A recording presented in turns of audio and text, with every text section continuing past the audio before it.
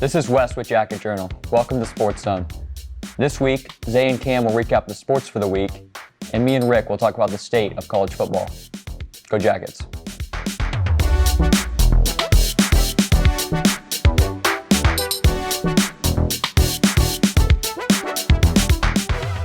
The Jackets baseball team had a great LCL victory last night, winning a close game against Newark Catholic 6-5. They look to stay on the winning train against Zanesville on Thursday. The Jackets are now 4-5 and 2-3 in the LCL. They will play at Delaware Hayes on Saturday. The Jackets softball team defeated Newark Catholic 11-1 on Wednesday. They're now 9-2 and 4-2 in the LCL play. They scored 6 runs in the 4th inning thanks to Keely Pollard double that scored 2 runs. And the inning was capped off by a homer hit by Haley Roderick. Jocelyn Scarberry also homered to center field. The Jackets tallied 12 hits and didn't commit a single error. They will play Licking Valley today. The track team had a great meet at Berlin. The boys were invitational runner-up and girls finished in third. The 4x100 team placed third, the 4x400 team placed fourth, and the high jump placed fifth. The 4x200 team also placed second. The boys volleyball team are now 6-9 after a win against St. Vincent St. Mary 3-0 and St. Francis de Sales on April 12th. They will play Bishop Watterson April 25th. Go Jackets. So anybody who's been following college football lately has probably seen the recent development, the story with Nico Iamaleava from Tennessee. Basically what happened was before the Ohio State game in December, he essentially told his team that he was considering sitting out if they didn't, restructure his NIL deal, his package, in favor of more money. Basically leveraging his playing time or his commitment to the team. And then recently, Tennessee essentially told him to walk because he was actually reaching out to other programs trying to get an NIL deal already lined up to transfer out. So it's kind of been a bit of a shocking story. He recently just committed to UCLA. Rick, can you talk about what this just means for college football? I think this is going to send waves through college football. I mean, you already look, other teams have took on this precedent. At Syracuse, their head coach took a wide receiver to walk after he requested $2 million in NIL. Coaches are saying no one's bigger than the program. If you don't want to be here, then don't be here. We're not going to pay you these millions and millions of dollars to be here when someone else would gladly take the spot for way less money. So I think this is going to impact overall college football as a whole. You're going to see how some programs adapt to it. Some may give the money, and we'll see just how this affects the rest of the landscape, because I assume most of the other colleges are going to follow in Tennessee's tracks, or they're going to do it differently than Tennessee, and this could very impact the change of who's good and the power overall in college football. Right, and I think you're going to see a lot of the, the Ohio States, the Alabamas, the Georgias, the Oregons, these teams that have, a lot of capital, a lot of money that they can dish out in NIL. I think they're going to, further separate themselves. And, we recently just switched to the 12-team playoff, to give the smaller schools a chance.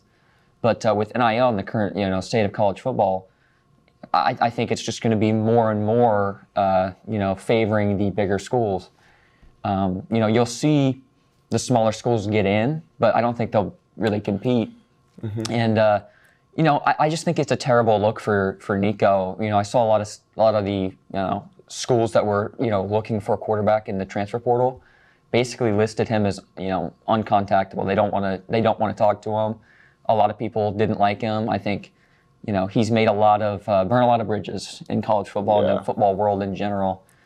He's not even the upper echelon of quarterbacks. He's a lot of potential. I'm not saying that he doesn't have potential, but in terms of as a pure passer, he overthrew the ball a ton. He was not a very accurate quarterback. The Ohio State game, I get that Ohio State's a top 5 defense easily on paper, but he really didn't even give his team a chance. Ohio State blew them out, but he overthrew passes. Even when he had open receivers, he didn't hit them. I don't think he's even worth $2 million to begin with, and I'm sure he got more than that at UCLA. But yeah, it's just sad for college football because it's basically a professional league at this point.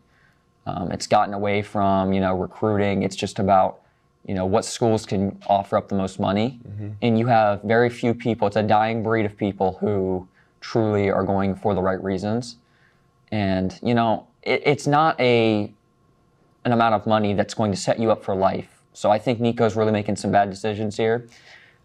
Realistically, I think he will, there's no way that money's going to last him until he's 30. Yeah. And assuming he doesn't even make, the NFL, I'm assuming he'll get drafted next year. But at this point, I don't see him being too successful. He's not exactly the, upper echelon of prospects for quarterback.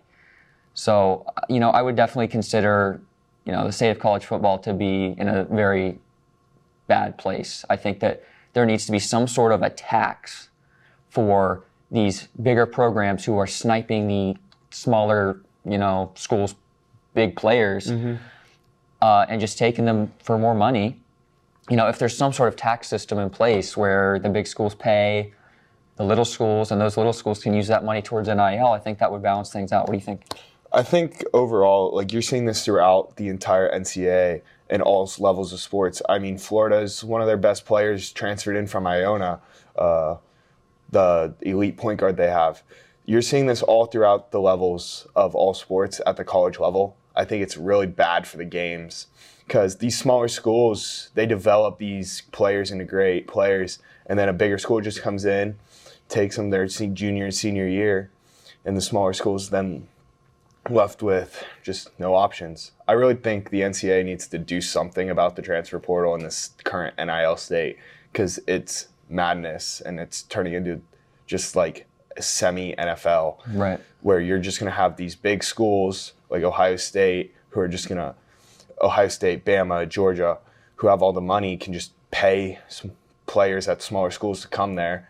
And then that will also hurt their high school recruiting because they might not recruit as many high schoolers when they can go recruit an already developed player out of the transfer portal at a smaller school who's going to be better than the high schooler day one.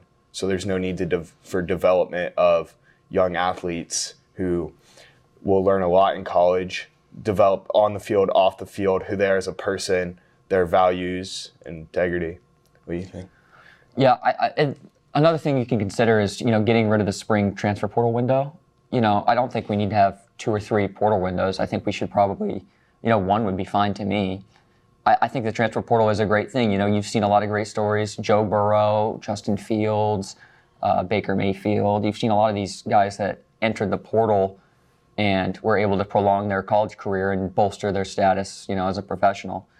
So, I'm not saying that we should ban the transfer portal or anything like that, but the NIL has completely changed the transfer portal.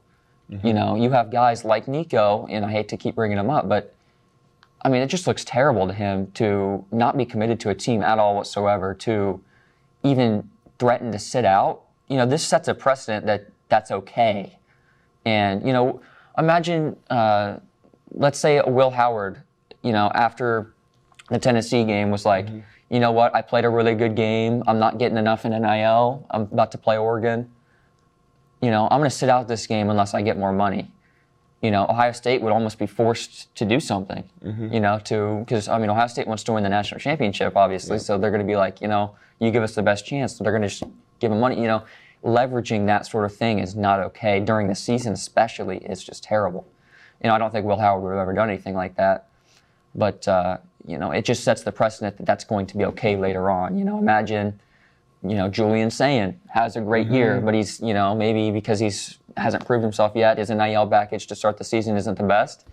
Say he has a Heisman level year and he's like, you know what, I'm going to sit out unless you pay me more money. It's just not okay. And I think that'll ruin the game. You'll see that sort of thing happening. What if he actually did sit out? What if Nico actually did sit out?